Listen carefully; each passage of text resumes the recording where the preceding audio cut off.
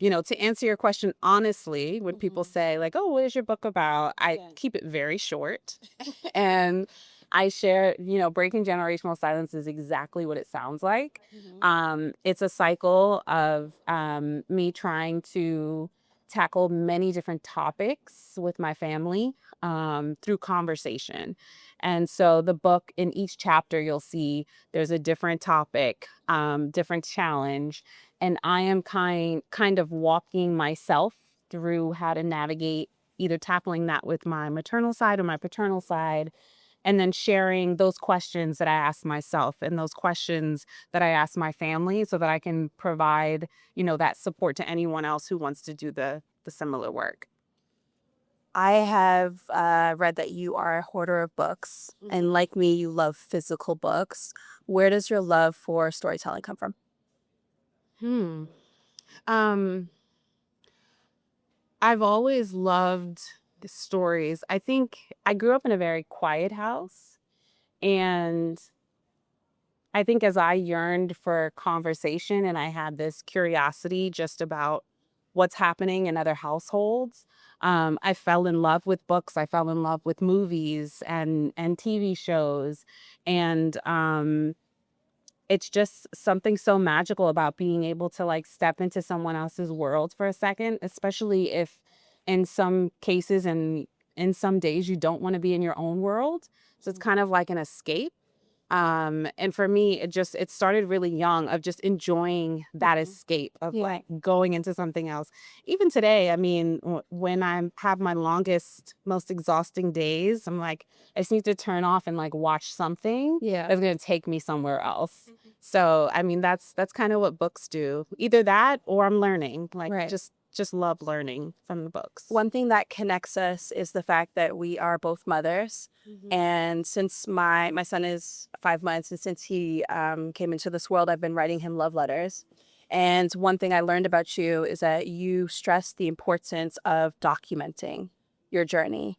Tell me why that's important. I mean, some of us are authors in this room, some of us are not, but everyone has access to a pen and paper and can document. And tell me why that's important to preserve memories and to preserve stories. Yeah.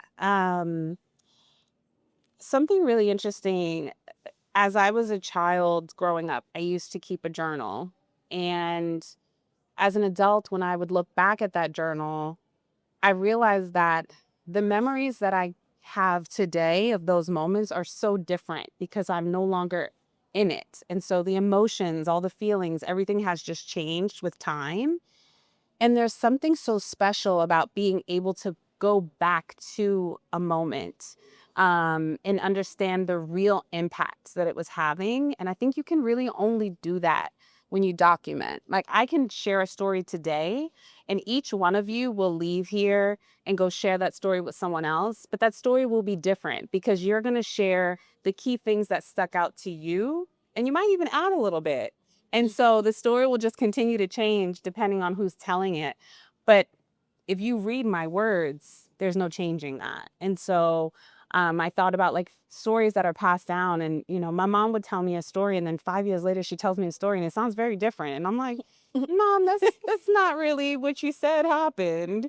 So I think the documenting is like, whether it's a true story, a true like recollection of what happened, there's no denying that that was my story that I shared. And so I'm trying to be very intentional about documenting moments and experiences, symptoms, just different things so that I can pass that down.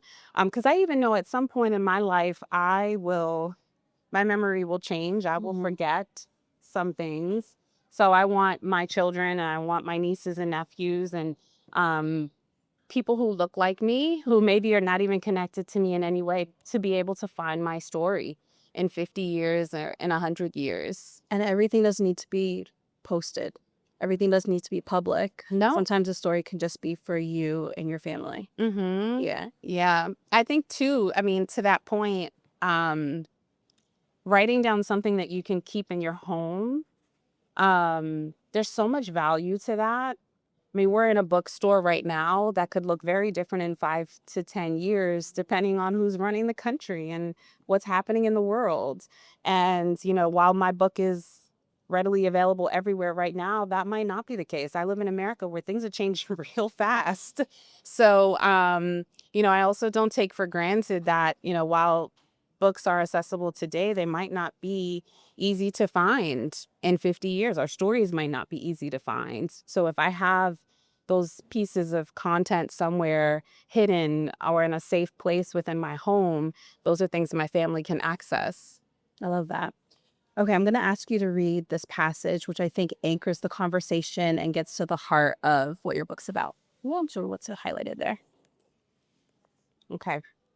Healing, whether mentally or physically, requires us to learn that we can never truly master self-development or grasp the root of our needs without understanding our genetic makeup. While I can work with what I know of myself, there's still so much more that I carry within me that has been left unseen and unexplored. I've spent the past 2 years sitting with the revelations of my body, going from surgery to surgery, trying to figure out what's solely mine and what I have inherited from those before me. My request for healing can only be found through an endless string of truths that have been laying dormant for too long. After at 37, I have learned that my questions won't always yield definitive answers, but greater understanding can bring solace. I love that. Take me back to 2022. You mentioned surgery after surgery. Give us greater context as to what you were enduring physically. My life turned upside down in 2022. In 2022, January in 2022, at the start of the year, my now husband proposed, and I was on such a high. I found my soulmate. We were going to get married. Everything was good. And a couple weeks later, my lung collapsed. I had absolutely no understanding of why. Um, my first thought was COVID. Maybe this is some type of long COVID or scar tissue. Like, what is going on? And when I went to the hospital, they didn't have any answers for me either. So I was diagnosed with a spontaneous normal pneumothorax, which basically means we don't know why your lung collapsed, but it just happened for no reason. We're going to send you home. And the entire experience was very traumatic. If anyone here has ever had a lung collapse or someone that has, the only way to fix it is to put a chest tube through your chest wall between the ribs. And it's this long tube that goes through the ribs and they stick it all the way in.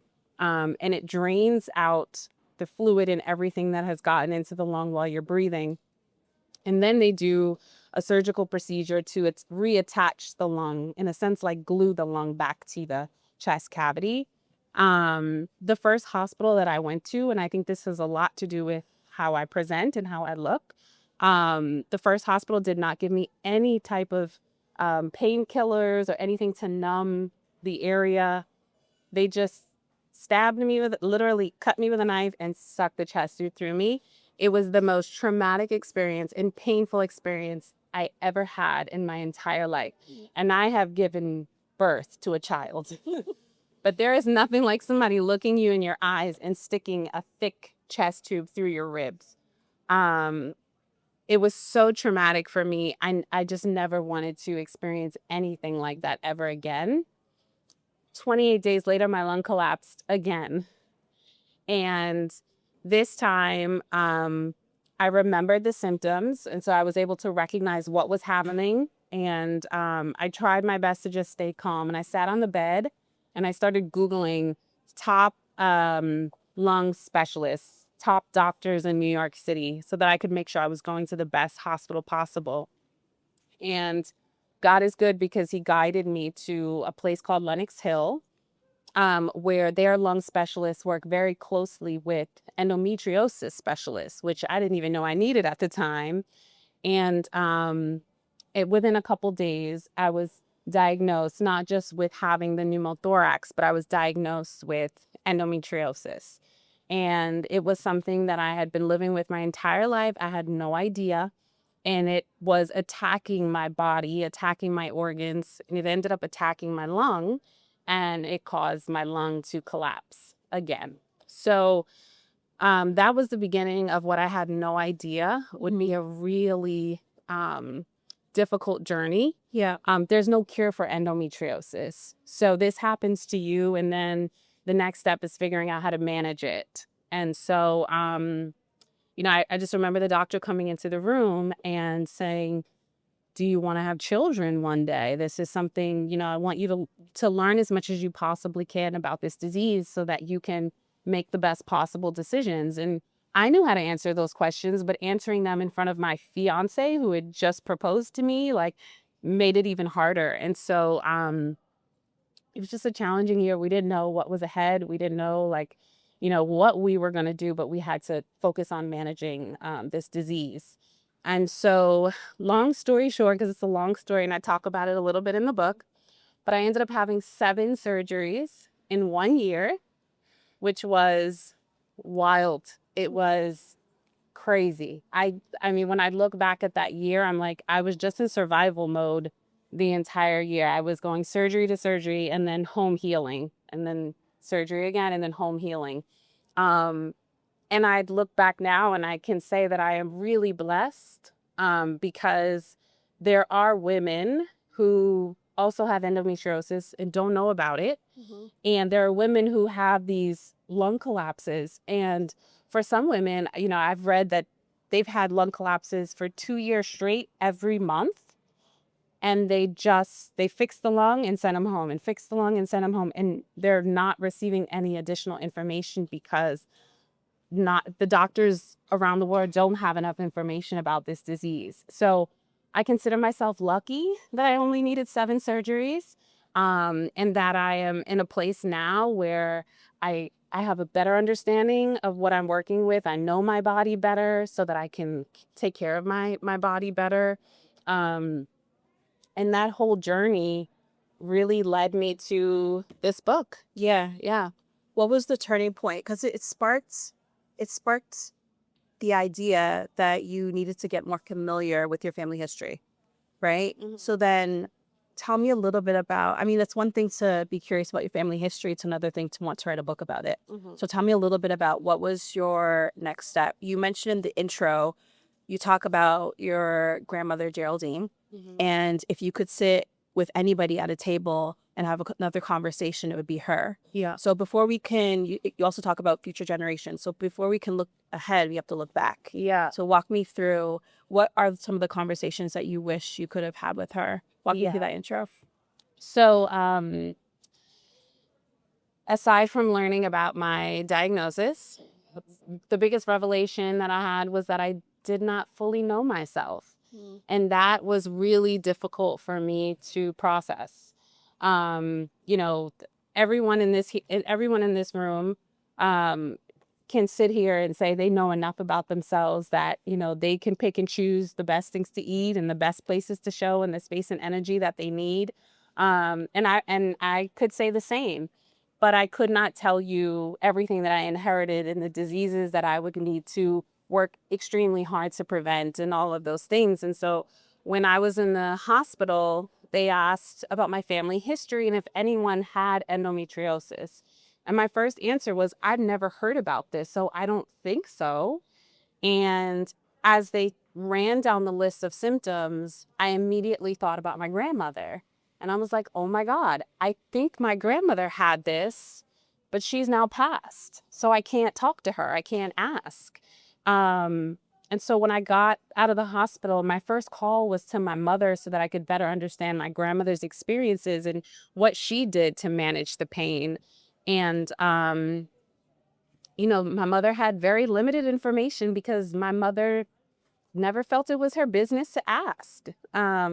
She was like, those were painful memories that your grandmother experienced. And I wasn't trying to, pry as a child. I took what she shared with me and that's all I can really give to you. And so a part of me was angry. A part of me felt bad for my grandmother that I didn't receive this diagnosis in time to share it with her while she was alive, to give her those answers before she had passed. To tell her that, her miscarriages and her issues with infertility had nothing to do with a tilted uterus, which is what the doctors told her, which is not true. I wish that I could have said all those things to her. And so I was dealing with frustration, I was dealing with resentment, and then in kind of just venting freely to my paternal side, I learned that I have cousins that are around my age that have endometriosis that were diagnosed and just never picked up the phone to talk about it, because they were like, well, why would I? This is something that I'm ashamed of, or it's embarrassing, and I didn't think you would know anything. Like, I didn't think you'd be able to comfort me, so why would I share? And so, for me, starting this journey of documenting was really just me putting my foot down and saying enough is enough. Like, we cannot have the next generation dealing with the same health issues. It's unfair to them for us to not do this work and for us to not share what we should have done or what we're doing to be well. And even when you look at like families who have a history of cancer, families that have a history of heart disease, there are so many things that you can do so that you can have a longer life, so that you can have better outcomes. But unfortunately, a lot of times we don't talk about it until we're in a situation where things are really bad and things are going downhill. And so if we can empower the younger kids to say, hey, this is something you have to keep an eye out for. You should eat more of this, or you should make sure you're exercising so you can prevent these things from happening to you. That is how we really set the younger generation up for success. And so for me, I not only wished I could have done more to support the women who came before me, but I understood that it was my responsibility to support those who would come after me. And so while this book is for the world, this book is for my family, really, so that they can have these tools and they can ask the questions and not be ashamed or embarrassed to ask the questions. You dedicated this book to your son, Cash. Can you tell me how motherhood has enhanced or elevated the creative process?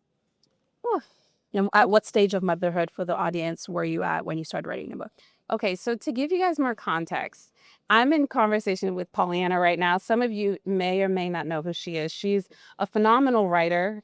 She's the founder of her own company. And Pauleanna is also an author, but she's also an editor, and she's also a celebrity ghostwriter. She's a phenomenal talent.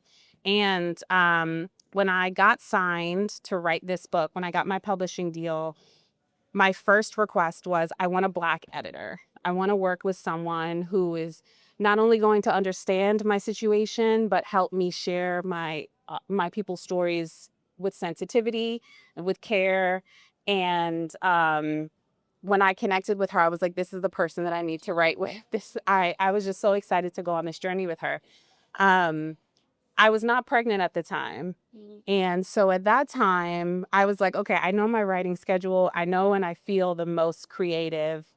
I know how to get this done and stick to deadlines. Once I got pregnant, everything went out the window. I was exhausted most days. I would have writer's block. I really struggled with writing this book. And I would look at Pollyanna's deadlines and my publisher's deadlines, and I was stressed. I cannot sit up here and say being pregnant helped me even more. Like, I'm not going to lie to you. Being pregnant and thinking about my son did not help my best ideas flow. It didn't. It was challenging. But I will say, when I got to the finish line, that's when I was like, okay, I'm glad I did this, because the purpose is so much bigger now. It's not just passing this down to my niece or my nephew. I'm passing this down to a person who needs this book more than anyone in the world. And so I take a lot of pride in, I actually give him credit as my co-author, because he was right there with me. So it was challenging writing the book while being pregnant. Being a mother and going to work and just doing all the things is challenging. So it was hard. What have you learned about the weight that our ancestors carry? What have you learned about why they hold their truths as secrets? A lot. Mhm. Yeah, there's a lot, and there's so much to unpack there. Being silence is a survival tactic. And honestly, for many people, they would prefer to just keep things to themselves because they see life being easier that way. And for many of our ancestors, that was the best choice. That was the safest choice. Physically, that was the safest choice. If you spoke out, if you showed signs of weakness by crying, those were all, reasons why you could experience punishment.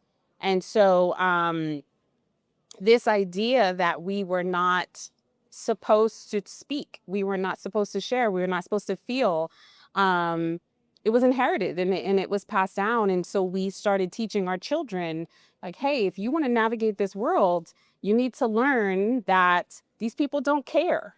When you go to work and you're having a bad day and you feel like your boss is speaking to you inappropriately, nobody cares. Like these are things that our parents as parents taught us and just had passed down. Um, Really beautiful things can come from it. And not immediately. Sometimes it can get really ugly. Sometimes people will push back. Some people will get offended. Um, and that's part of it, right? That's part of it. But it's worth it. When you're doing the healing work, people are either going to come with you or they're not. But you can't look back and say that you didn't invite them. And Mm. so I really hope that this book will just inspire people to ask questions they've never asked. One of the first people you invited to have conversation with is your mother. Chapter 1 is called Your Mother's Tears. What I want to know is, how does chapter 1 set the tone for the book?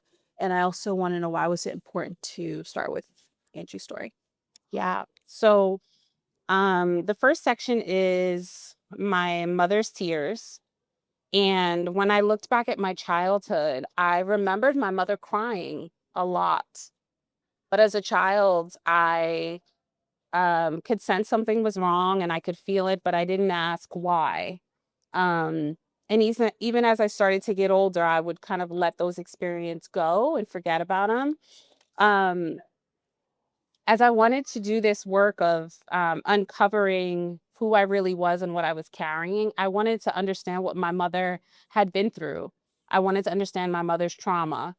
And so part of my mother's trauma was not just her childhood experiences, but things that she dealt with in her pregnancy, things that she dealt with me as a baby, as a young girl trying to raise me. I was so curious about what her struggles were. We most of us know who our parents are, whether they're biological or our foster parents, but how many of us really know everything that our parents have overcome, all of the sacrifices they had to make and why, um, all of the struggles, like this morning at the breakfast table, we were talking about, was it champions? I think my little nephew Nashe was, calling his dad a champion. And I was like, hey, your mom's a champion too. It's just like when you sit with someone and you hear their story and you learn about who they really are and what they've seen, like you just see people differently.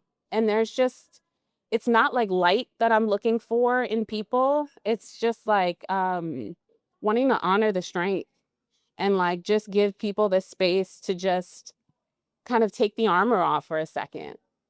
Like those are the things that I think are so important. And so tears for me used to be something that I thought was a weakness.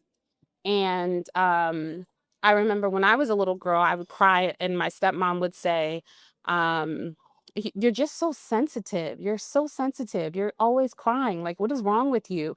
And so I like started growing up and becoming someone who wouldn't cry in public and would only cry alone because I didn't want people to think I was weak.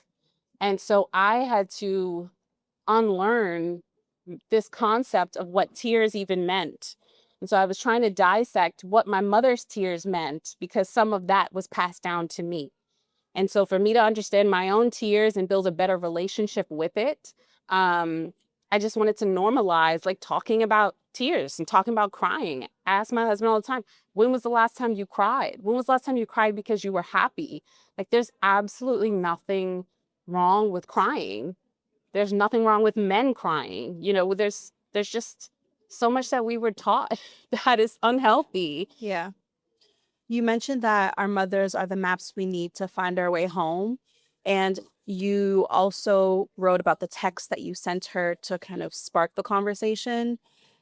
What did you learn about communication styles? And talk to us about like the practical steps you took to actually foster this relationship with your mother.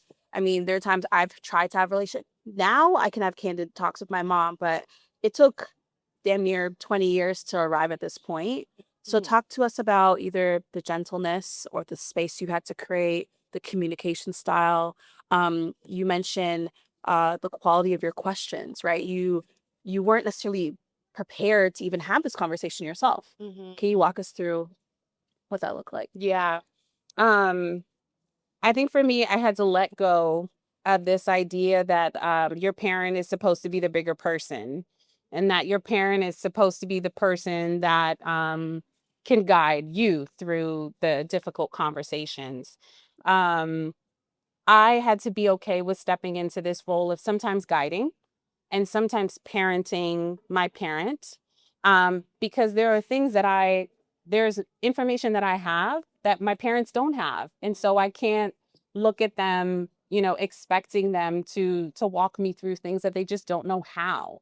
um and so being okay with that was probably the first step, and acknowledging that this may be something I need to teach my mom or dad, and I'm okay with that, if they're willing to learn.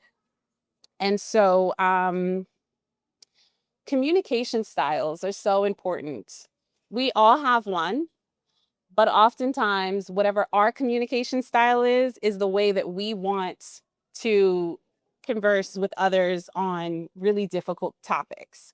And so for you, it may be, hey, I'm going to come over. I have something I want to talk to you about. And this is something that, like, maybe he's kept in for months because he's been waiting for the opportunity to sit down with me, but that catches me off guard. I immediately shut down and I don't want to speak in person. So I shut down and the conversation goes nowhere. I think it's important to meet people where they are and consider their communication styles. And if you look closely, everyone is already exhibiting it. You can see it in friendships, in work relationships. How do people reach out to you the most? Is it text? Is it FaceTime?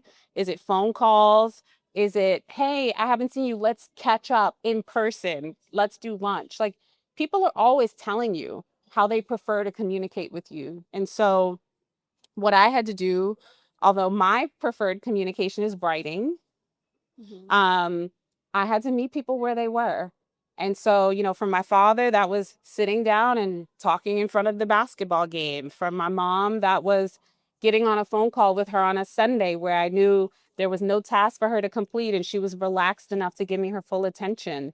I think it's really important so that we can respect people's comfortability, and I think that is the best way to really have those breakthrough conversations, is if you do it where you're kind of meeting them in their comfort zone. But what do you do if a family member is not receptive to the conversation? If they're not open, if they're not ready, how do you handle that? So it happens all the time. When people are not ready, it doesn't mean I'm not ready forever. And it really is up to you to decide whether or not it's important enough for you to keep trying, and to give it space. It's just like the wound and the band-aid. Like, sometimes the wounds just need air. Sometimes air is all it really wants and craves in that moment to heal.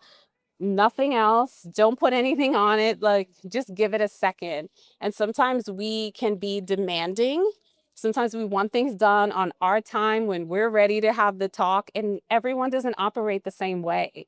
Uh, Um, so I think just giving people the space and the grace, to return to a conversation when necessary. And sometimes they won't, but sometimes it's just reaching out again and saying, hey, just want to let you know I am here. if at some point you want to continue that conversation, no pressure, but I'm ready when you are, and sometimes it's being brave enough to do that that will push the person to say like, okay, well, let me just try. Um, and then for some people just won't. Some Yeah. people are okay with dying with all of their flaws, never apologizing, never acknowledging. Like some people have really in their minds created this victim lifestyle, and that is what makes them feel good, and that is how they sleep at night. And it's sad because that's a very lonely lifestyle to live. And eventually that person will lose people and lose people. And if you love that person enough, you'll revisit the conversation with them. Sometimes it's after they've lost the third or the fourth friend or the second or third person from their family that's fallen out with them. Maybe that's when it's time to revisit the conversation, um, and tell them, what's how you see things.